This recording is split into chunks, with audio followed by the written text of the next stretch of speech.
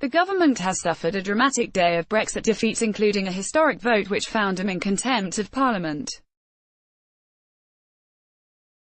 MPs also won the power to block a no-deal Brexit in a bruising day for the Prime Minister.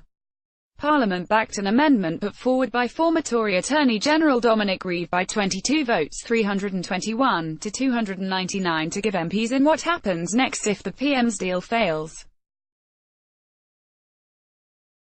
Theresa May bowed to demands to publish the final and full legal advice given to ministers after suffering a humiliating Commons defeat. The Prime Minister caved in moments after MPs decided her ministers were in contempt of Parliament.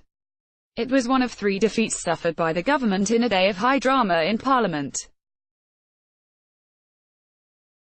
Labour leader Jeremy Corbyn told MPs, "This government is not taking back control, it is losing control." Geoffrey Cox gave Parliament a summary on Monday. Image, AFP, Getty Images. Nigel Farage quits UKIP saying, "It's not the Brexit party our nation needs." Attorney General Geoffrey Cox published an overview of his legal advice on Monday. But opposition parties said that by refusing to publish in full, ministers had ignored the demands of MPs. A motion tabled by Labour, the SNP, other opposition parties and the DUP, which argued ministers were in contempt due to their failure to fully publish advice given to Cabinet by Attorney General Geoffrey Cox, was approved by 311 votes to 293, majority 18. It also ordered the immediate publication of the legal advice. Commons leader Andrea Leadsom said, "We've tested the opinion of the House twice on this very serious subject. We've listened carefully, and in light of the expressed will of the House, we will publish the final and full advice provided by the Attorney General to Cabinet, but recognising the very serious constitutional issues this raises, I have referred the matter to the Privileges Committee to consider the implications of the humble address." MPs had earlier rejected a government amendment to the motion, which Labour argued sought to kick the issue into the long grass until after the vote on the Brexit deal, by 311 votes to 307, majority 4. This amendment asked for the Committee of Privileges to question whether ministers were in contempt of Parliament over the issue and could have delayed any publication of the advice.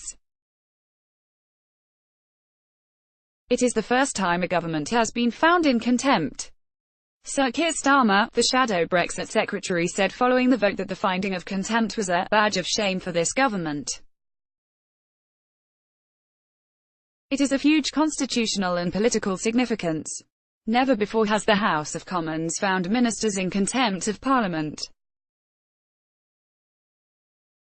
It is highly regrettable that the government has let it come to this, but ministers left the opposition with no option but to bring forward these proceedings. Sir Keir Starmer said the result was a badge of shame for the government. Image, AFP, Getty Images. BBC cancels plans for TV Brexit debate with Jeremy Corbyn and Theresa May. The government had put forward its own amendment to the contempt motion calling for the issue to be looked at by the Privileges Committee.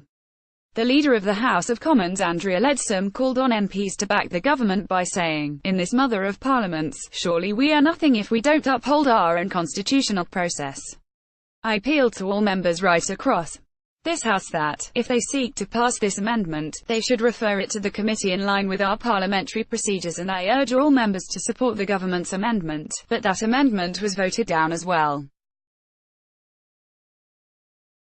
The defeat on the Grieve Amendment was the biggest blow to the PM's plans and will ensure that Parliament can seize control of what happens in the crucial days after the vote.